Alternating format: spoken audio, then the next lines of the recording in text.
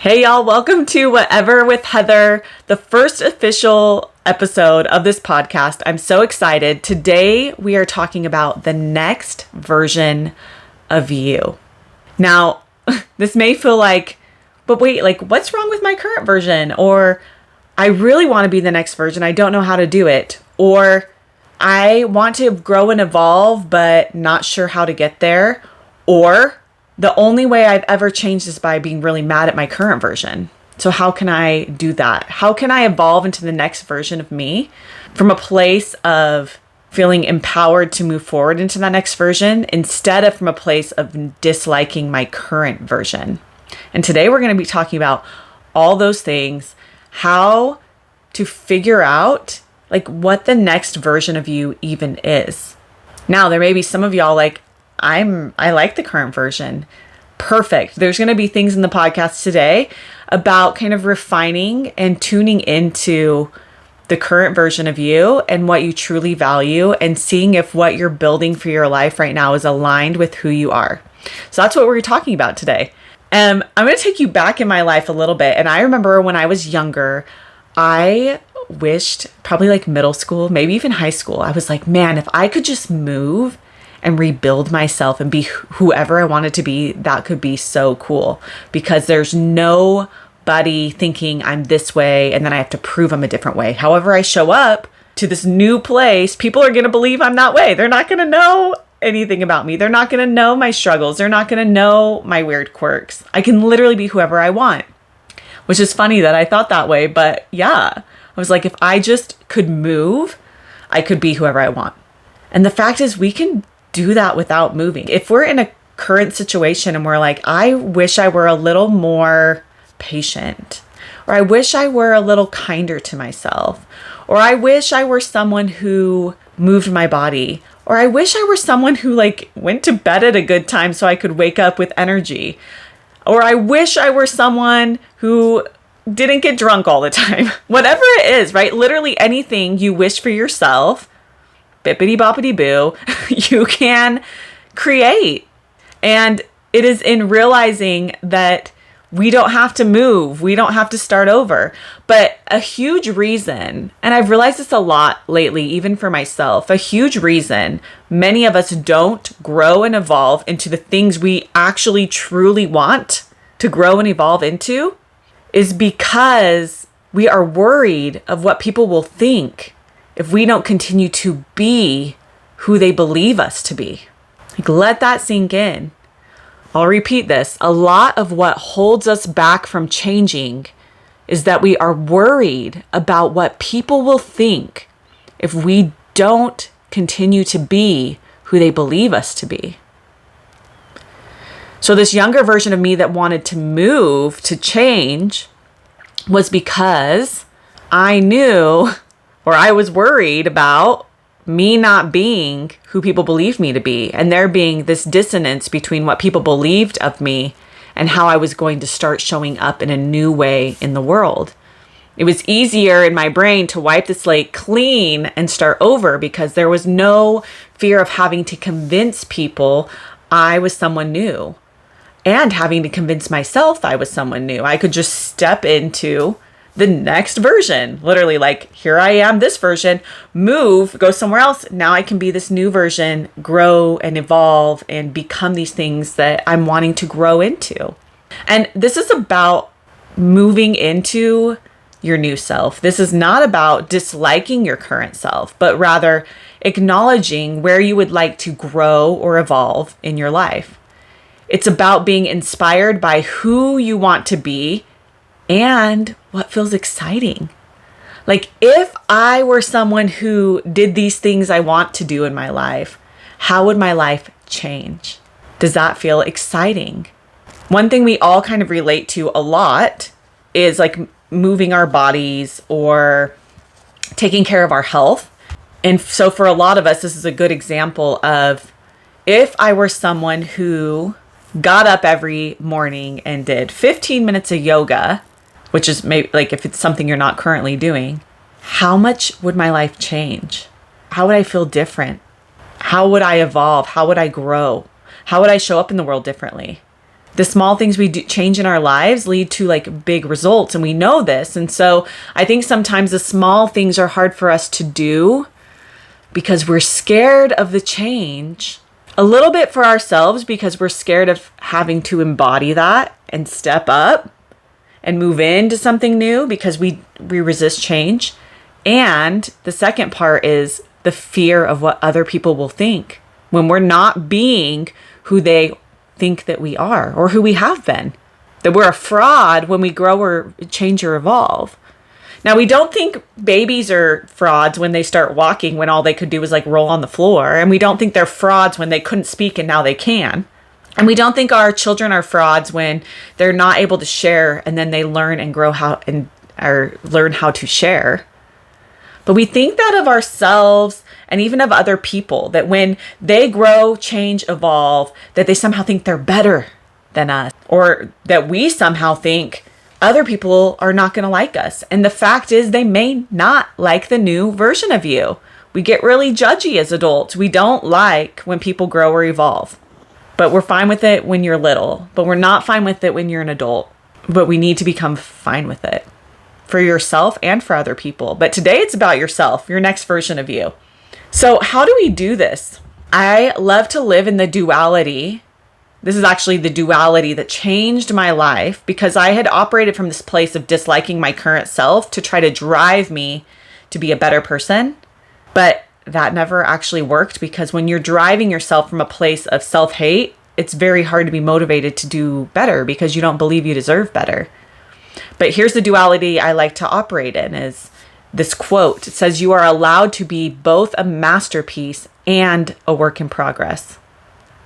That is the magic zone. I am good enough as I am, and I am ready to step into the next version of myself. Can both be true? Can you exist in a world for yourself where both are true? You are enough as you are, and you can grow and evolve. You're not growing and evolving because you're not enough. You're growing and evolving because that is what you feel called to do or excited to do. If we continue to reside in the places that we've always been, then we're going to be the same as we've always been. And it's in stepping into the unknown, a little bit of discomfort, self-growth, personal leadership, that we can grow and evolve. And that feels exciting. That is part of the reason why adulting feels so monotonous, is because we're no longer growing. When you're little, you're learning new skills, you're gaining skills.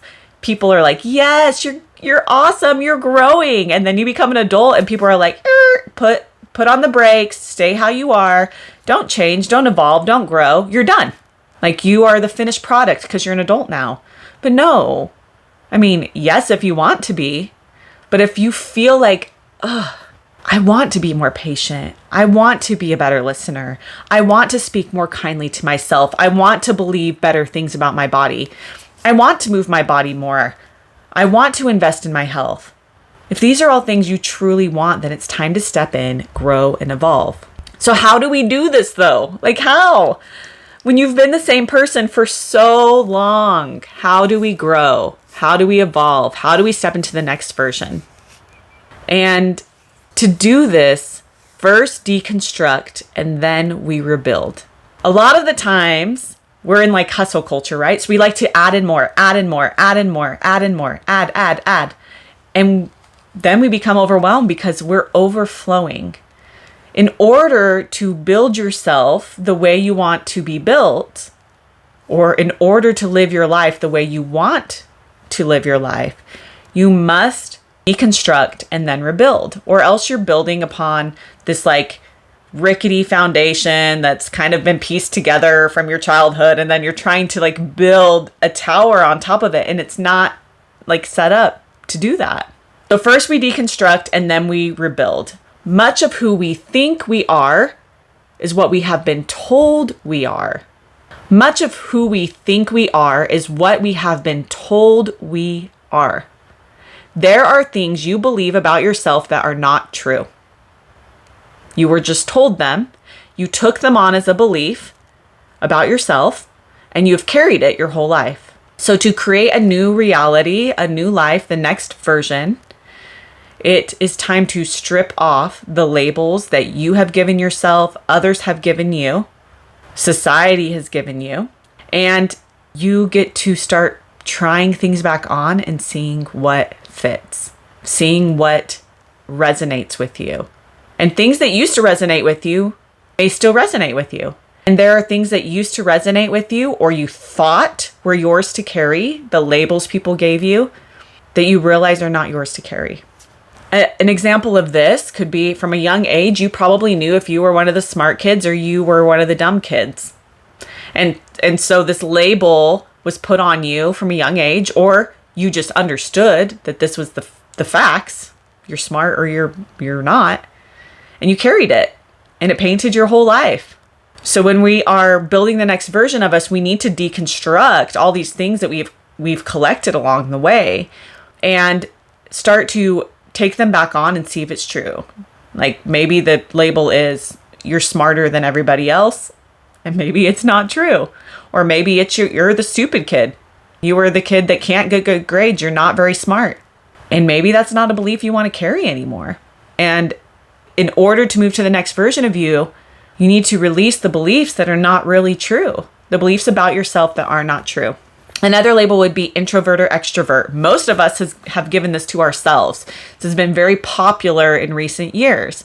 You're an introvert or you're an extrovert, or you're an extroverted introvert, or you're an introverted extrovert. Let go of the label and start to think of, I enjoy relationships that XYZ.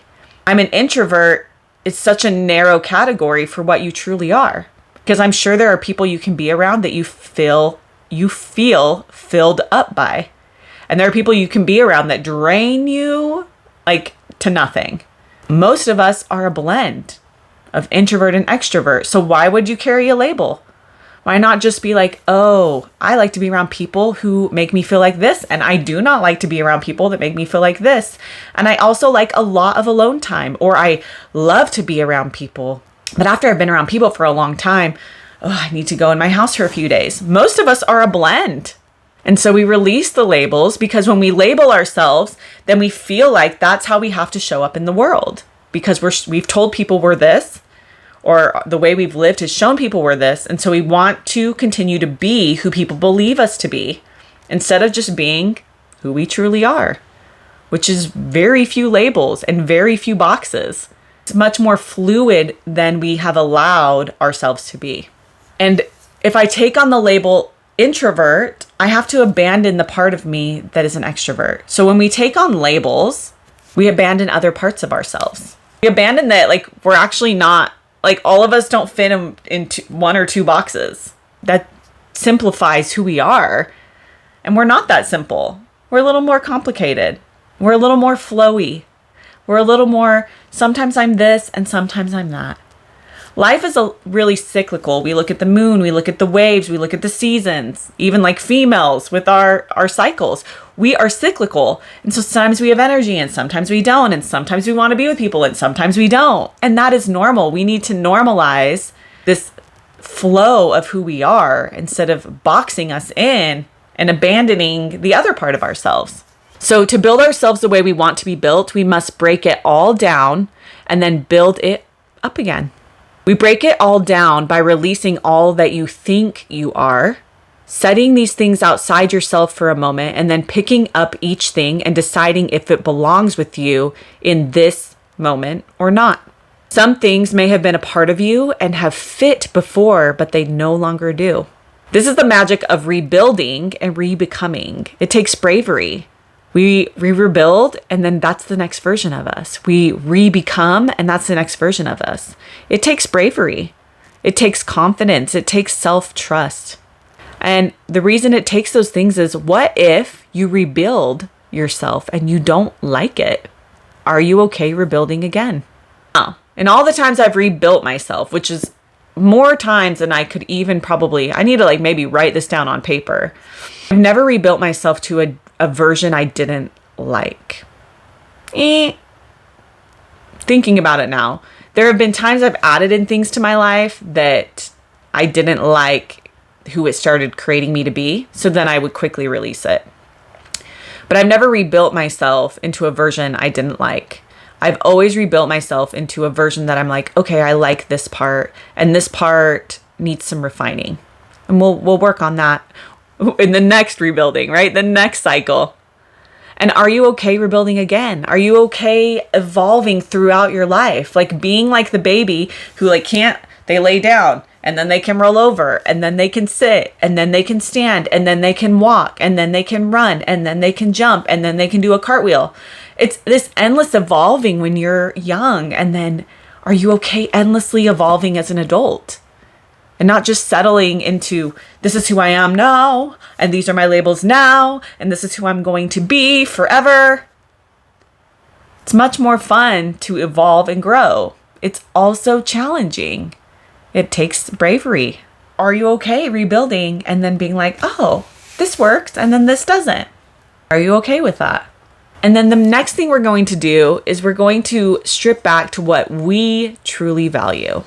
We let go of what we believe about ourselves, right? I'm this, I'm that, I'm this way, I'm that way, I'm this way, I'm that way. We release all of that and we start to try those on. All right, I am a good listener. Maybe it's not true about yourself. You try it back on, be like, I would like to be a good listener, so I'm going to say I'm a good listener. And that's the belief I'm going to take on, and that's who I'm going to start to embody. So we take on these beliefs about ourselves. And then we also need to look at what we value. A huge part of the next version of yourself is, what do you value? Because a lot of what is in your current version of yourself is based on what you value. If we reevaluate what we value, we think of a list of 5 things you most value. Like in your head right now, just take a moment, or if you have paper, write the 5 things you value most. Give you a second here. Maybe you only have 3, maybe you have whatever. All right, you have this list of values, and then look at each one of these things that you have said that you value and ask, do I truly value that? Or was I told I should value that? Do I truly value what's on this list? Or was I told I should value this? Then, are there any of those values you need to remove because you don't truly value them? No right or wrong, just, I actually really don't value that. And maybe at another point in your life you will or you did. Maybe it's time to move on and let some of these things go. And then the other thing is if you do truly value it, is your life aligned with what you say you value? Because if your life is not aligned with what you truly say you value, you're probably feeling depressed or anxious or stressed or stuck because the life you're living is not aligned with your values. The next version of you includes stepping into and building your life, creating a life that is aligned with what you truly value, not what you should value. We have to ask the question, is the who we portray to the world the truth of who we are? And do we even know the truth of who we are? Most of us don't. There have been times in my life where I did not. And I had to strip everything off that I believed and slowly rebuild, which is overwhelming and exciting. It's overwhelming and limitless. It's reclaiming your power. You get to pick how you show up in the world. So I'm going to give you a list of questions. These will be like in the show notes. If you want that, you can get that from the show notes. And these are things that you can answer to try to uncover the next version of you. And I do this for myself multiple times a year because it just helps me stay in an evolving state, and not a hustle state, just a state that's open to growth and development and learning and becoming. So here are the questions. What fires you up and makes you feel alive? What do you feel called to do or be or step away from? Where are you closed off against the world and against others as a shell of protection? Where do you lift yourself above others as better than, smarter than, more important than? And does that feel aligned to you? And when I say aligned, I mean, does that feel true to you? Where in your life are you dumping or overflowing your emotions because you are too full of everything people have told you that you should carry, believe, and do? So where are your emotions spilling over because you're too full? Too many things on your plate that you don't even value. This is the stripping back. What do you value? The stripping off all these beliefs of yourself and then choosing what comes back in. It's a spring cleaning of sorts, right? It's time to release the stuff you're not using anymore. The beliefs that don't serve you, the things you should do that don't serve you. Time to release that so that you can stop overflowing and being overwhelmed. The next question is, what if you could recreate yourself from nothing? This is if you were to move somewhere new, who would you choose to be? What would you add into your life? And what would you let go? If you could respond to a stressful situation in any way you choose, how would you choose to respond? And what can you do to practice this response? Are you proud of how you respond to situations? Are you proud of how you treat those you love? Are you proud of how you treat yourself? Those are the list of questions. Now, there's a lot to unpack there. So if you want to answer one question a week and just slowly start to work through this, there's a lot to uncover. And we'll talk about this in future episodes, how to start small. This is kind of a bird's eye view of the next version of you. We can really zoom in, or if you're working with me in one of my programs, we really zoom in and do the work incrementally. Because think of how magical it would be if you were living a life, if I'm going through these questions, that fires you up, that has things that fire you up, that you've released the things you know you need to step away from, that you have kind of broken down some of these ways you've closed yourself off to the world and others, where you have stopped lifting yourself above others as better than and start to see yourself as part of the whole, where your emotions aren't overflowing because you've released all the things you think you should carry, do, and believe, where you could recreate yourself, add in what you want to add in, let go what you want to let go, be who you want to be, respond to stressful situations in a way that you're proud of, treat those you love in a way you're proud of, treat yourself in a way you're proud of. That's all those questions you just answered for yourself, or that you will be answering. All those pieces. And then start to realize which of those pieces you currently don't have. And if you're feeling really depressed and anxious and stressed, and none of those pieces are in place, or only a couple, you can look at it and be like, I get it. There's so many things not in line with what I value or who I truly am. And now I get to rebuild. And now I get to step into it because I can rebuild because I'm going to release. We do this backwards a lot. And I talked about this earlier. We build, we add in more, and we haven't released anything. So we're just drowning. It's a ship of our life with too much cargo. Too many things. Much of the cargo doesn't fit us. There's clothes that don't fit. It's spoiled food. We need to throw it overboard and only keep what is currently serving us. So if you're feeling kind of depressed or anxious or overwhelmed or stressed, and that's kind of the undertone of your life and most of your days, it's because your soul, your inner knowing, is not aligned with who it is called to be, or who it truly is, or what you truly value. So just a quick little story time before we wrap up today's really jam-packed. So much information, so much to dig into. How I've done this in my life. This is just one example of the next version of me. Is I found myself as a mom of three, my three kiddos, and I was in a great marriage, right? We owned a home, great marriage, mom of three. This is pretty vulnerable for me to share, but it's necessary to see where I've been. And at that point, we were financially fine, everything's fine.